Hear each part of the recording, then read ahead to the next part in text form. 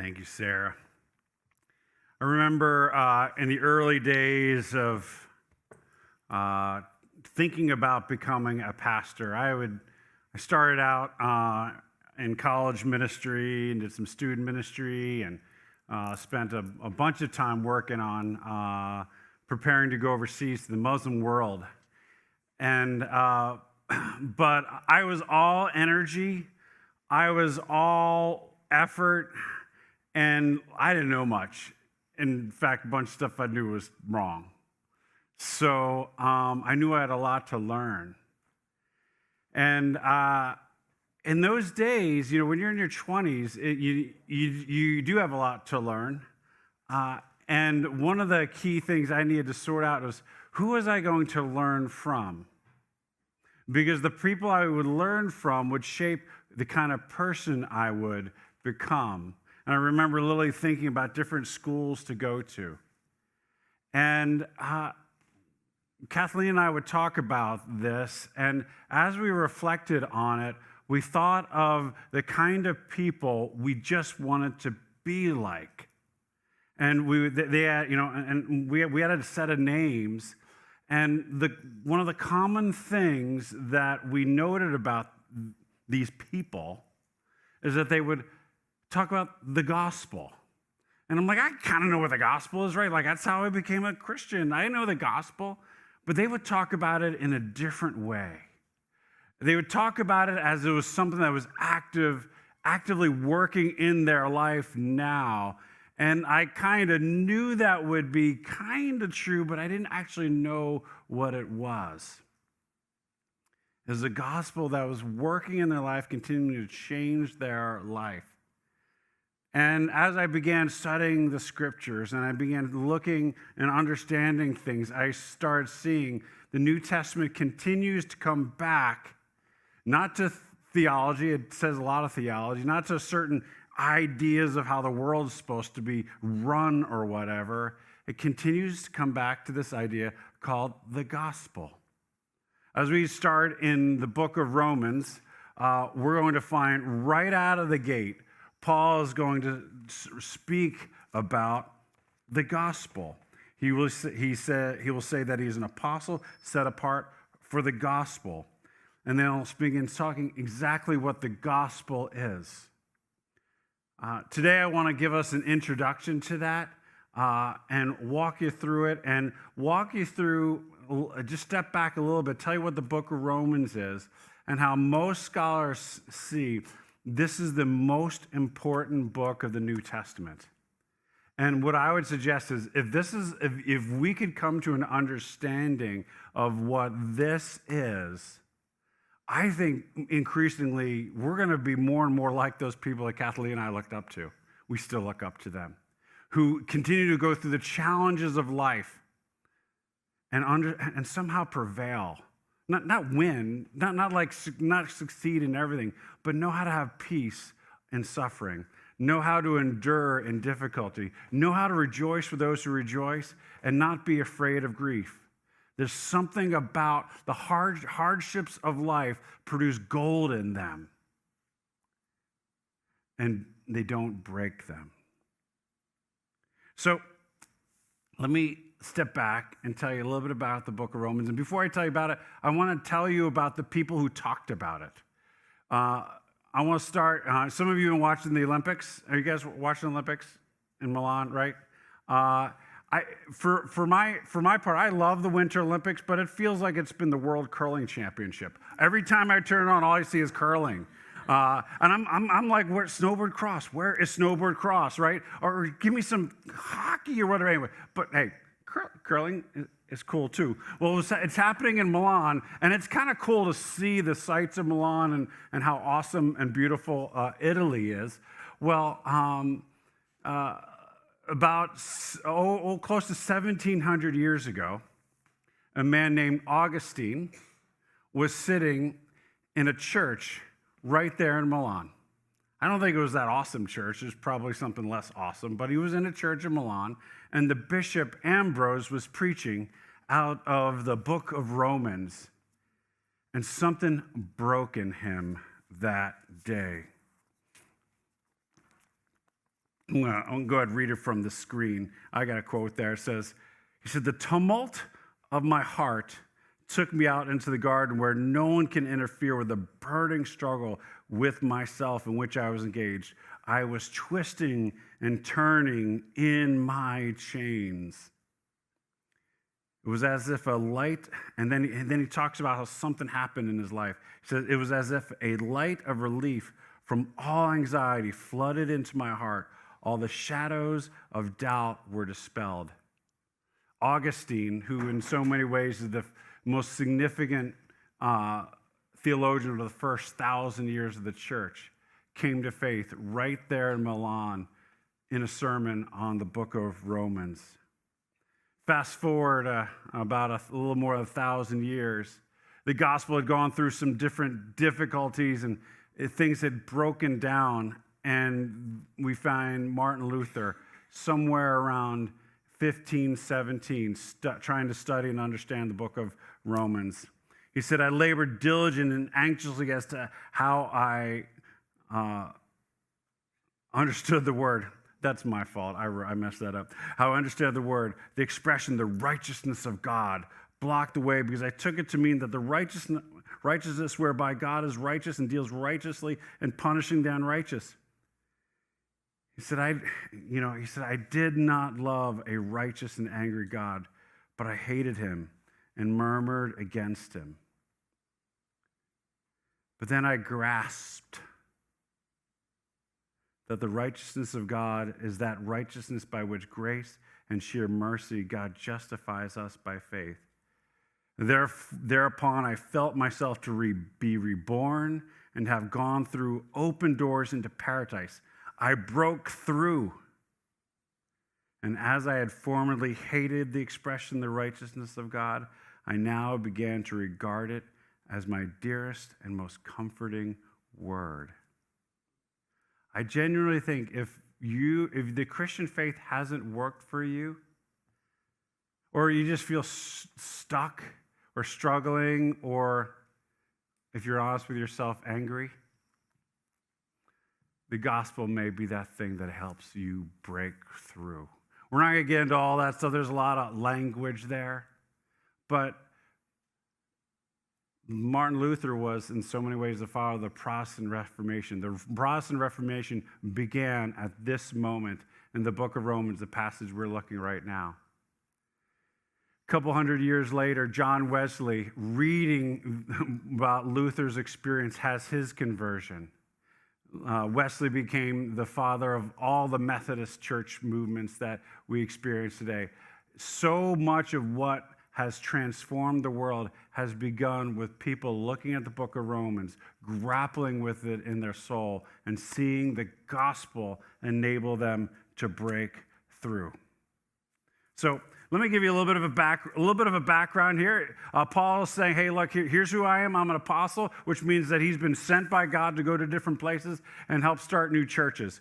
And he's been set apart for the gospel of God to communicate this particular message. And he's writing a letter to a group of people in Rome. Now, he had not met most of these people. He had met some of them, and they had migrated to Rome, and he greets them in the last chapter.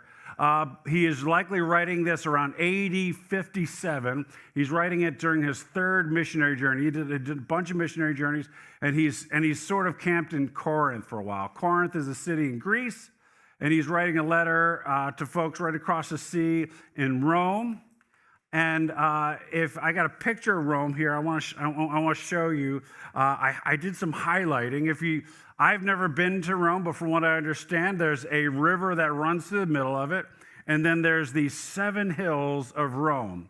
The 7 hills of the Rome is where the aristocracy would live, because that river that runs right through it floods all the time, and so the poor people live near the river.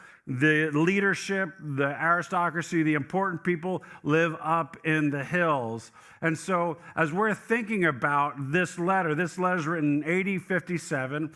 Jesus had been resurrected like 24 years ago, which sounds like a long time ago until you think, okay, well, that was 2002.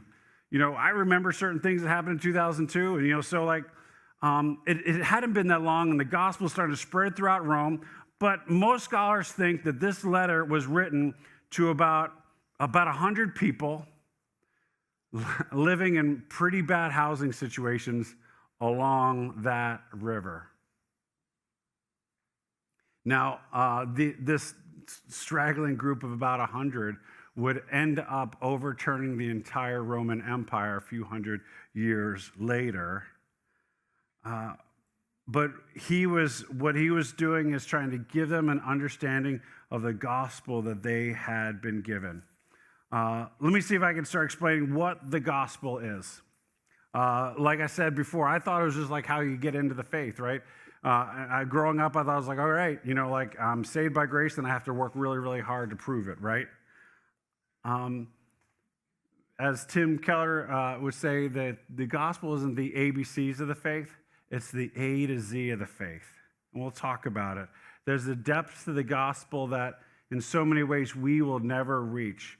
Peter, reflecting on it, he was talking about how the gospel was seen before even Jesus arrived, that the prophets were writing. He said to them, it was revealed to them, the prophets of the Old Testament, the ancient prophets, that they were not serving themselves, but you, and even us, when they spoke of the things that have now been told to you by those who have preached the gospel to you by the Holy Spirit from heaven. So basically, these early believers heard the gospel,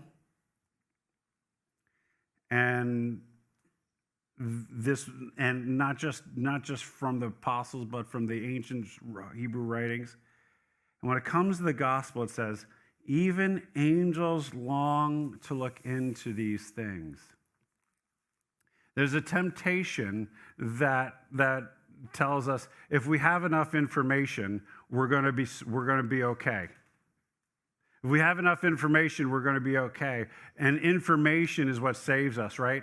Which makes us feel so much better about AI, right? Because now we have all the information, right? And if anybody had all of the information in the world, it would be angels who sit in the court of heaven, who've been able to watch this whole global thing happen, this whole thing that God has done throughout all creation, throughout all the world. Angels would have the answers, right? But even the gospel to them is something that they long to look further and further into. The gospel is something that we are never going to penetrate the depths of understanding during our lives. It's only revealed to us as we go through life. Now, let me jump back into how Paul teaches in Romans chapter 1. He said here, let me tell you about this gospel. It says, the gospel is promised beforehand through the prophets and the Holy Scriptures regarding his son, who, as to his earthly life, was a descendant of David. All right, so, what you need to know is Paul saying this, that there's this gospel, and God's been talking about it a long time, and the evidence that the Jewish people need to know that this gospel is real is that he's a descendant of David. You need to understand that the Messiah, they all knew that there was a whole bunch of prophecies that pointed to who the Messiah would be. Well, all of them did realize themselves and who Jesus was, particularly that he was the son of David. And if you're going to prove that you're the Messiah to the whole world, to the Gentiles, what it means is that the Messiah is going to need to defeat the undefeated, right? You want to be the best, you need to beat the best. And the whole bunch of Caesars who in those times, Caesar claimed to be the son of God at that time. And what would be the evidence that Jesus is more important and more powerful than Caesar? Well, the one thing that Caesar can't beat is death. And what does Jesus do? Jesus defeats death. The evidence of Jesus' messiahship is the ancient prophecies that pointed to him, and the fact that he has defeated the one thing that all the Caesars and the pharaohs and all the would-be dictators of this world cannot defeat. They cannot defeat death, but Jesus defeated death. And if he defeated death, we probably should go with what he said, right? And so Paul said, look, if you want to understand what this gospel is, it's revealed in this person. Now, here's what he doesn't do, is he doesn't start speaking of an idea. He doesn't offer an ideology. He doesn't offer a theology. He doesn't offer like an idea of how we should live. The gospel is a message about an event that has happened. In the ancient world, anytime the first child of a Caesar was born, a gospel would go out to the entire Roman world to announce the good news that there's a new son of God, right? Because Caesar's son of God, right? And then who's the son? The son of that Caesar will be the next son of God. And anytime a new Caesar is born, the gospel would go out throughout the entire Roman world that there's a new son of God among us. It's not a reporting idea. We believe in this concept of sons of God. No. We believe in these ideas that it's not about an idea. It's about an event that has happened. When there would be a victory of a Roman victory against maybe the barbarians somewhere. Barbarians is another word for the Greeks or the non-Romans, right? If there's some sort of victory out there, the gospel would be sent with a messenger back to Rome to announce the great victory, the good news that a battle had been won. So when we talk about the gospel, we're not talking about an ideology. We're not comparing ideas with secularism. This isn't like a right thing or a left thing. We're talking about something that's happened in history that changes everything. And why this matters is, quite oftentimes, and unfortunately, Christians will be accused of acting like they're morally superior to other people. Let's just imagine, though, if I learned that the Philadelphia Phillies made an amazing trade. And like such a good trade that they're going to have all these great players for this next season. If I came and told you, did you hear about the trade the Phillies made? You'd be like, no, but that sounds great. No one would consider me morally superior to you that I found out this news before you did.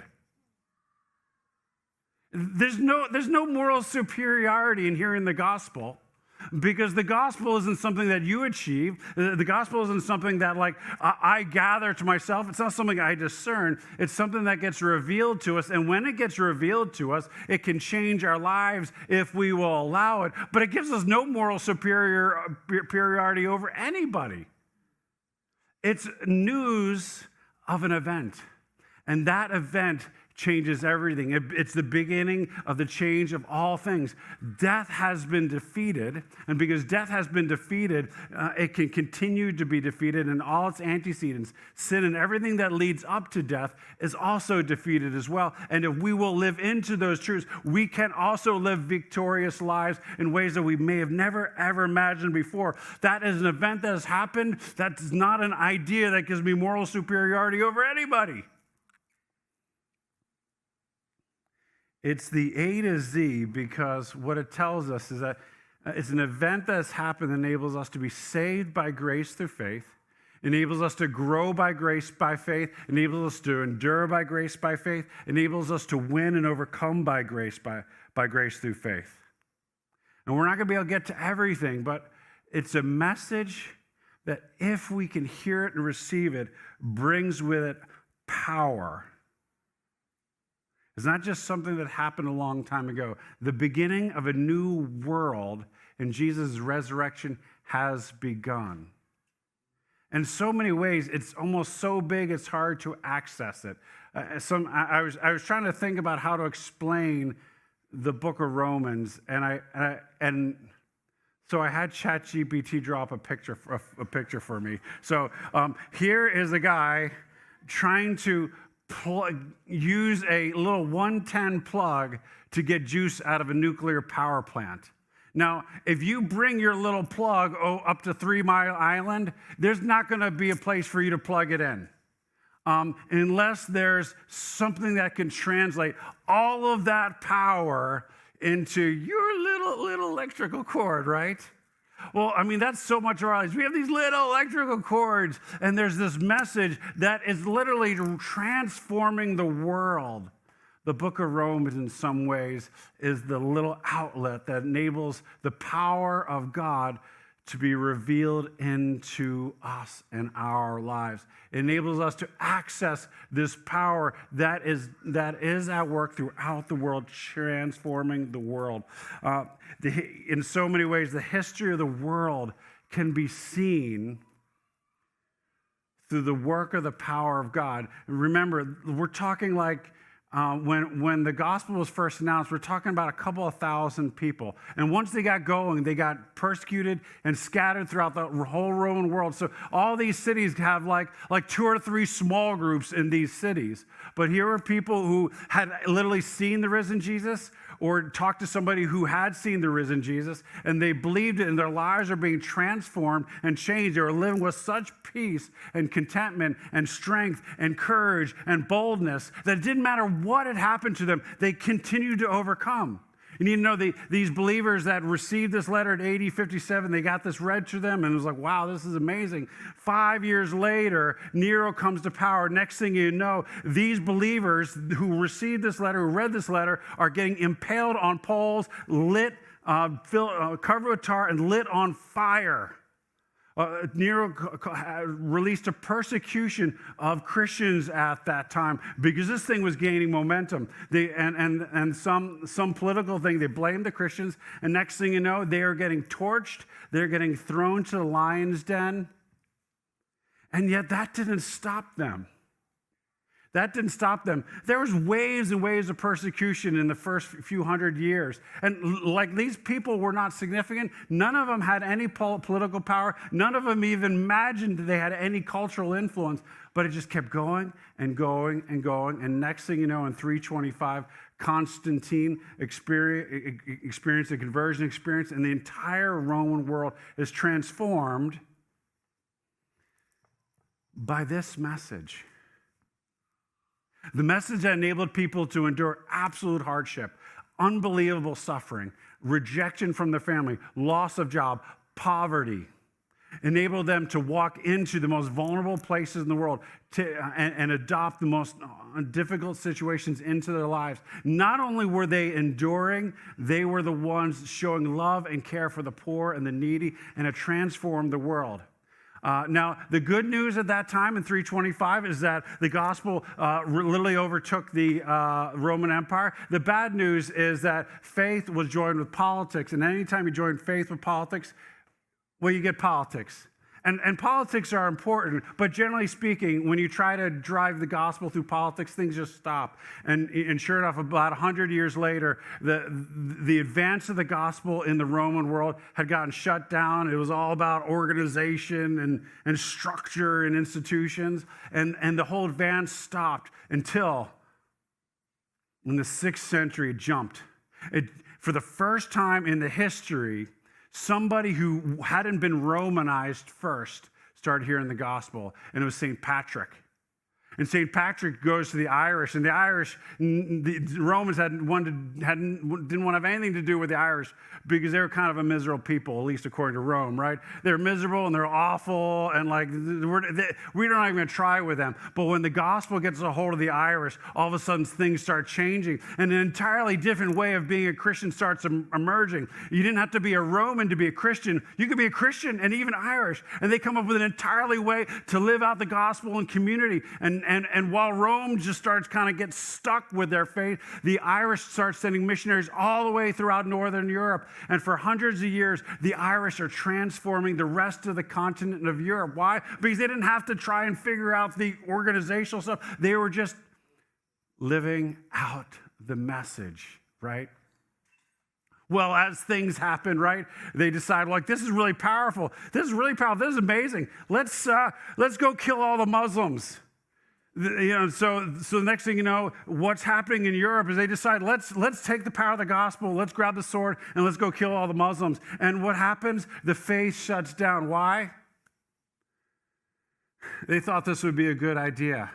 And while the world is sort of captivated with this whole drama of the Crusades, and as the gospel is breaking down and people are forgetting what it really is through this whole thing, the real action, what's really going on, is that Scandinavia is being transformed by the gospel. Why? Right around that time, as Europe started invading and fighting against the Muslims, the Norsemen from the north started raiding and pillaging Europe, and they started taking Bibles and women back to Scandinavia. And what did those women do with those Bibles? They evangelized the Scandinavians. And next thing you know, over the course of, while the Crusades were happening, the Scandinavians were being transformed by the gospel.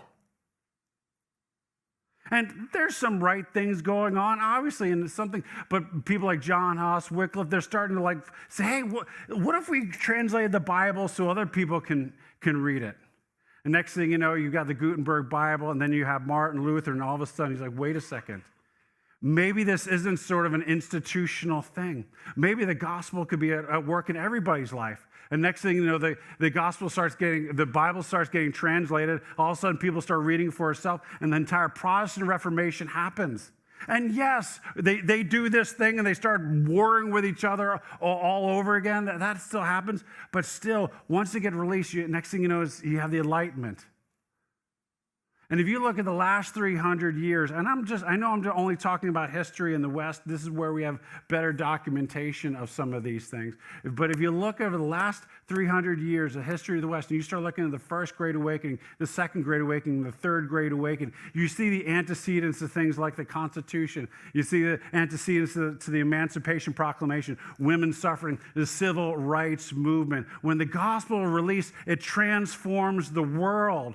And yes, yes, most American Christians can't think past this culture wars and this, that, the other thing, and it seems like it feels stuck here. But make no mistake, throughout the world, the gospel is transforming like no one's business. In the Muslim world, over the last 30 years, over 50 million Muslims have come to Christ. They have no cultural advantages. They don't have Christian music. They don't have any of these things, but the message is getting out there. And of course, Al Jazeera Radio is not looking to report this, right? We're not going to hear about this, but all the reports is people are looking at 50 million Muslims. In 1949, they drove all the missionaries out of China, and they're like, there's 1 million believers. What's going to happen to them? The gospel has exploded. It's now likely over 100 million. And sociologists are starting to think, what is going to happen when the Constantine moment happens in the People's Republic of China? The gospel is at work transforming the world. It's a nuclear power plant that can transform our lives as well if we will allow ourselves to access it.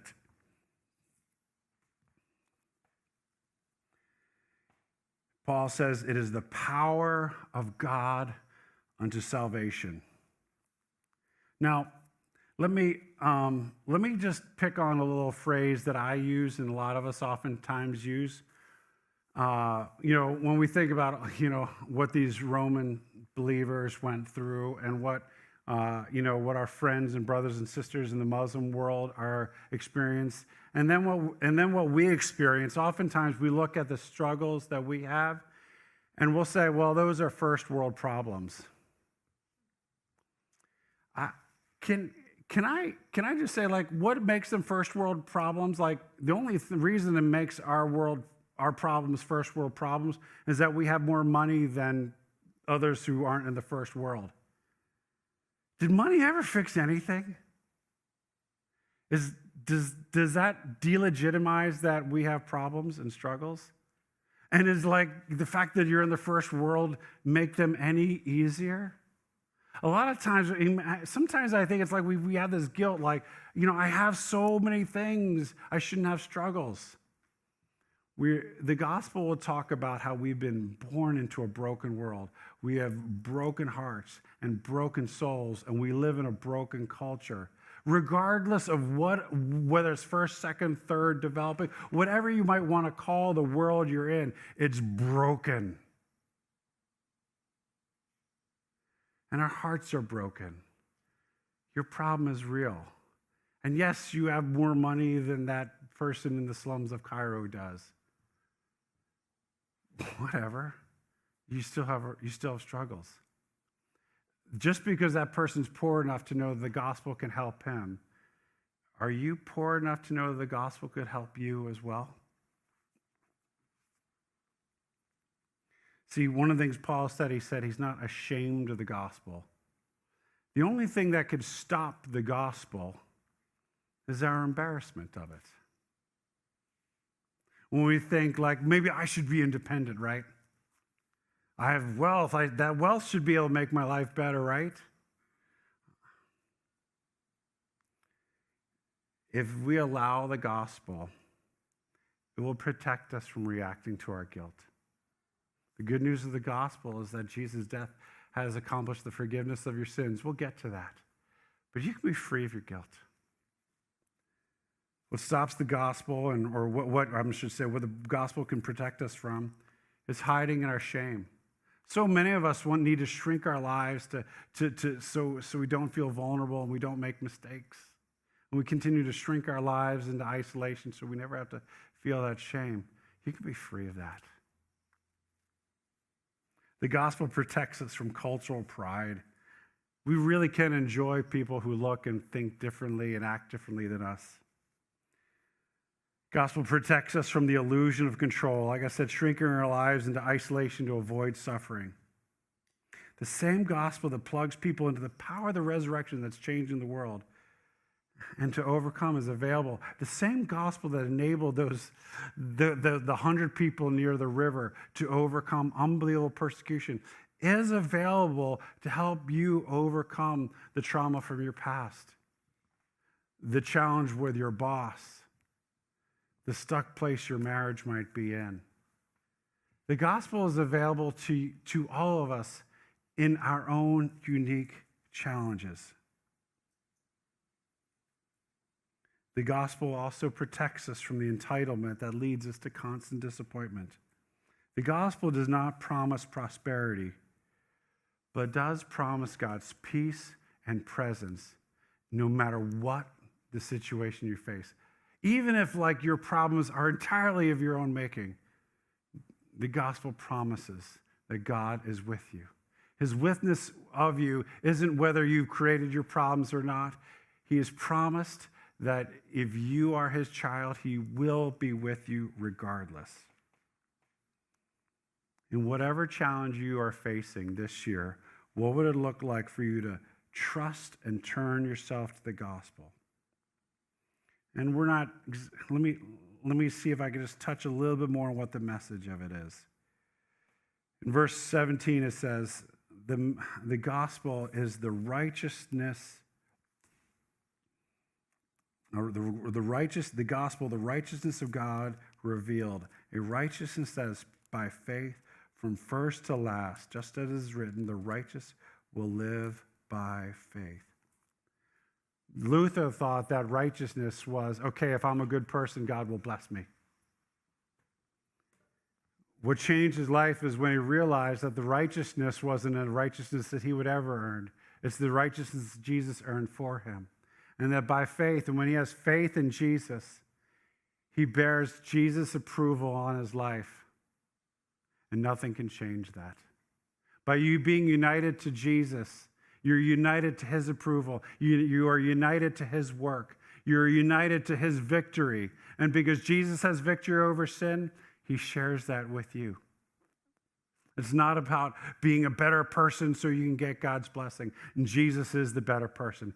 He has won God's blessing. And if you're united by faith, every single benefit that God, the Father, affords to Jesus, he affords to you as well. There's a righteousness that you have by faith in Jesus. And I'm going to say it one more time. Every benefit that God would give to Jesus, he shares with you. And yes, it's by faith because you're not going to perform to get that for yourself, right? You receive it. It's a gift to you. You are a fully privileged son or daughter with a mission from God. You're not here on accident. You're not here because, oh, God didn't think about this. He made, the scriptures say that he thought about you in your womb. He designed you just as you are. And he has a purpose for your life in this world. And he has called you to Jesus to fulfill that purpose. And he has everything you need a full nuclear power plant of power for you to rise to the occasion of every moment he has called you to. You have access to God, and you are fully resourced for the mission he has given to you.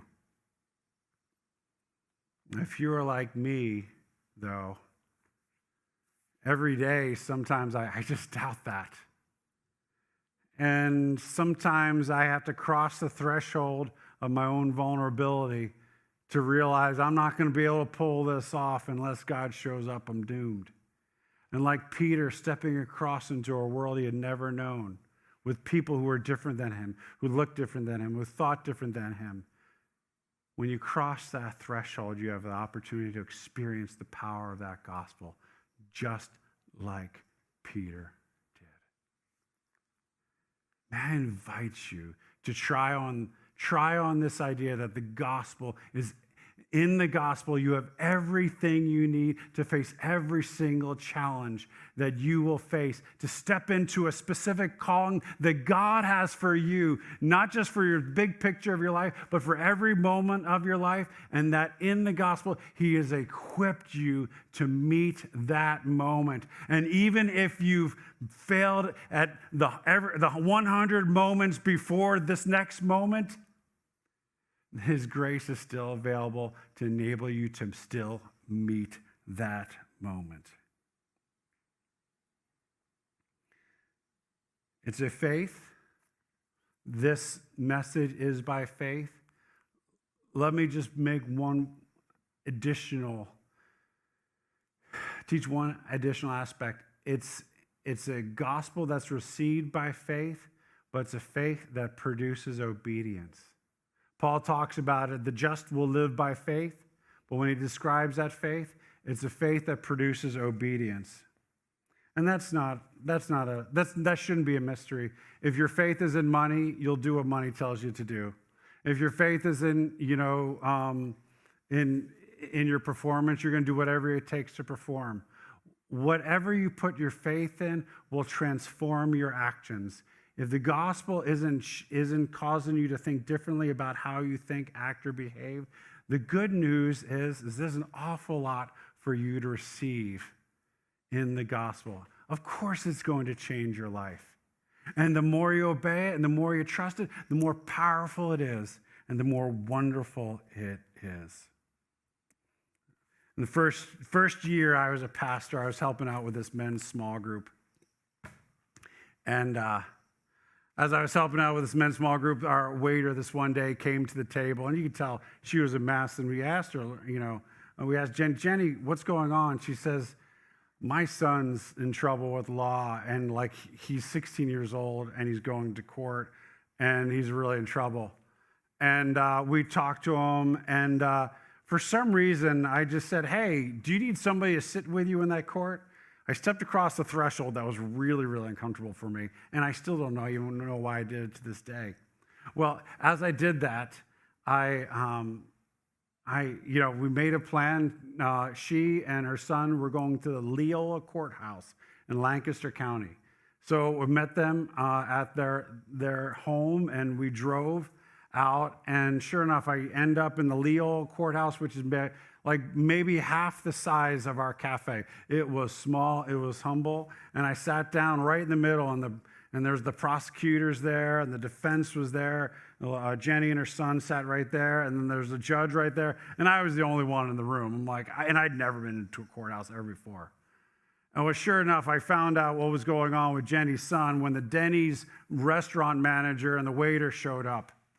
And the judge says, okay, present your case. And they said, well, on such and such a night, the defendant and three of their friends entered into the Denny's, and they ordered $56 of food. Now, this is 25 years ago. It is really hard to order $56 of food at a Denny's. All right, I don't know if you've ever been to a Denny's. It still would be hard to produce that much food there, right? So they order $56 of food. And one by one, they go to the bathroom and then try to leave. And this kid drew the short straw, so he was the last one. And by that time, they had called the police, and they had busted him for trying to dine and dash, right? And because this guy had a brilliant 16-year-old mind, he decided that he was going to come to the court and plead innocent on this one, right? And so there's the judge. They present their case, and his plea was innocent. And right in the middle of the room, the judge turns to Jenny and her son and says to them, "Can I make a recommendation here?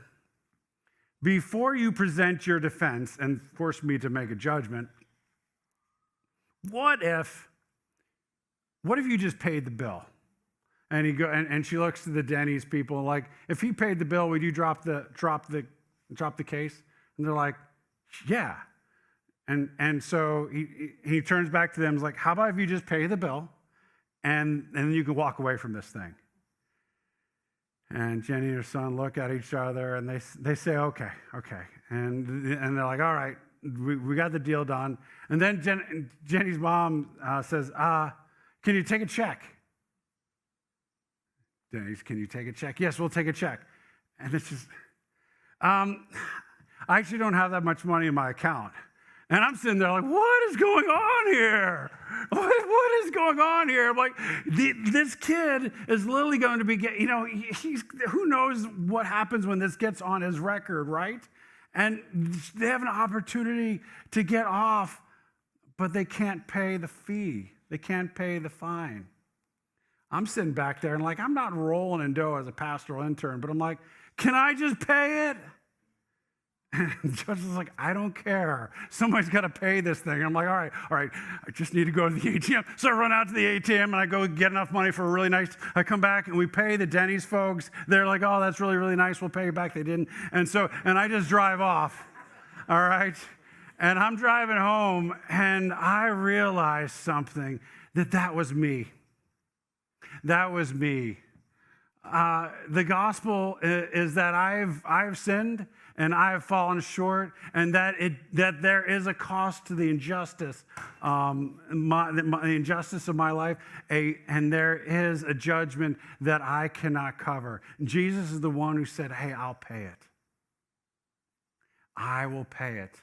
And my life is now free from the consequences of my life. And that's true for all of us as believers. We are free because the Son of God showed up into this world. He lived the life that humans were supposed to live.